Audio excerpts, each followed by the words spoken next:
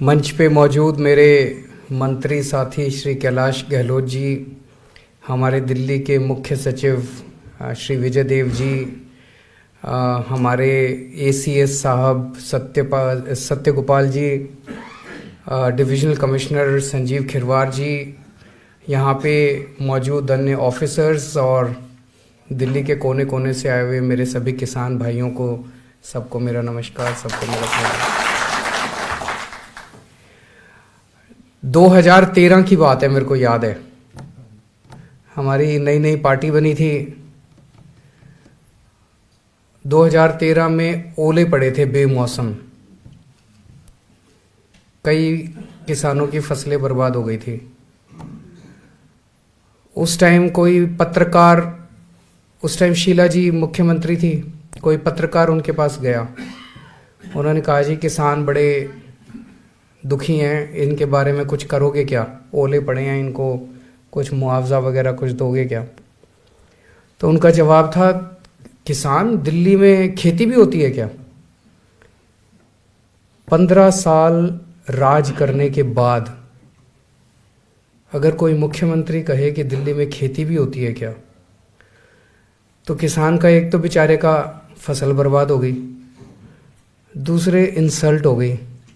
अगर अपनी मुख्यमंत्री कहेगी कि खेती भी होती है क्या, ये दिखाता है कि दिल्ली के गवर्नेंस से, दिल्ली के पूरे शासन व्यवस्था से किसान किस तरह से गायब था। जब मुख्यमंत्री और मंत्रियों को यही नहीं पता होगा कि दिल्ली में खेती भी होती है, तो वो उनके लिए काम क्या करेंगे, है ना? हमारी सरकार बनी, सरकार बनते ही कुछ महीनों के बाद मेरे पास कुछ किसान आए। फरवरी में सरकार बनी थी, अप्रैल का महीना था, मेरे को याद है, अप्रैल के महीने में कुछ किसान आए।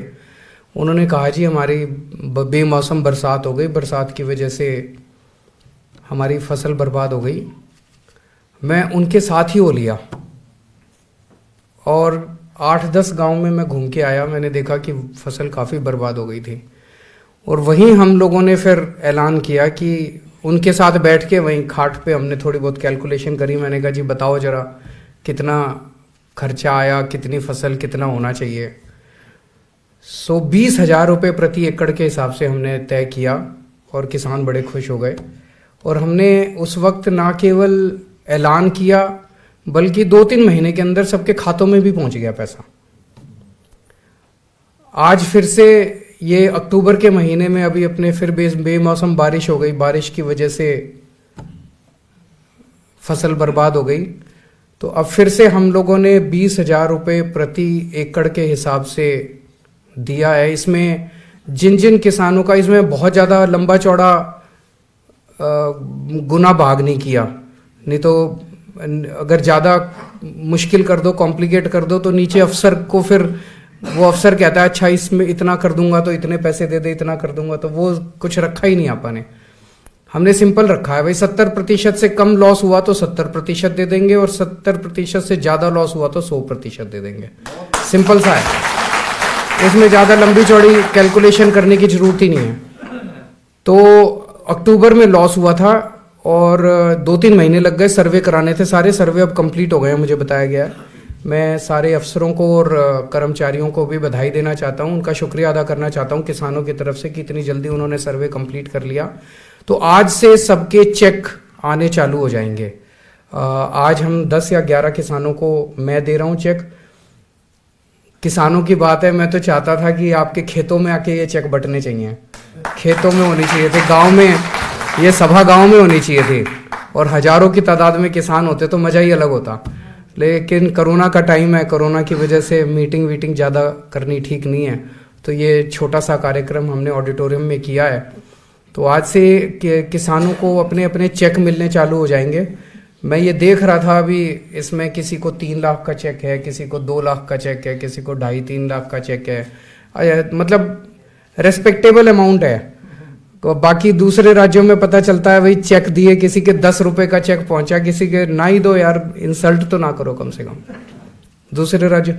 अभी मैं आजकल चुनाव के लिए पंजाब काफ़ी आना जाना पड़ता है, तो पंजाब में भी अक्टूबर के महीने में फसल बर्बाद हुई थी। वहाँ पे कपास की फसल बर्बाद हुई थी, गुलाबी सुंडी करके एक वो कीड़ा है, वो कीड़ा लग गया था। तो वहाँ पे उन्होंने ऐलान किया 12,000 रुपये, जबकि वहाँ पे लागत काफ़ी ज़्यादा थी। किसानों ने कहा जी 12,000 में तो कुछ भी नहीं होगा। 12,000 रुपये ऐलान किया, वो भी आज तक मिला नहीं है। जबकि हमारा लागत कम थी, उसके बावजूद हमने 20,000 रुपये ऐलान किया और सब लोगों को अब चेक मिलना चालू हो जाएगा। तो आपकी सरकार है, हम आपके ही हैं, आपके परिवार के हैं। मैं आपका एक तरह से बेटा, आपका भाई हूं। जब भी कभी किसी भी चीज की जरूरत हो, ये मत सोचना कि भाई आपका कोई नहीं है। ये आपके घर का आदमी दिल्ली का मुख्यमंत्री है, आपके घर से आपका बेटा दिल्ली का मुख्यमंत्री है। तो कभी किसी चीज की जरूरत हो आप आ जाना, हम आपके साथ खड़े हैं। मेरा अपना मानना है कि जिस देश में या जिस राज्य में किसानों की इज्जत नहीं है, वो देश तरक्की नहीं कर सकता। तो हम तो किसानों की बहुत इज्जत करते हैं और कभी भी किसी भी तरह का दुख दर्द होगा हम आपके साथ खड़े हैं। तो आप सब लोगों को बहुत बहुत बधाई कि भाई आज आपका चेक मिल जाएगा।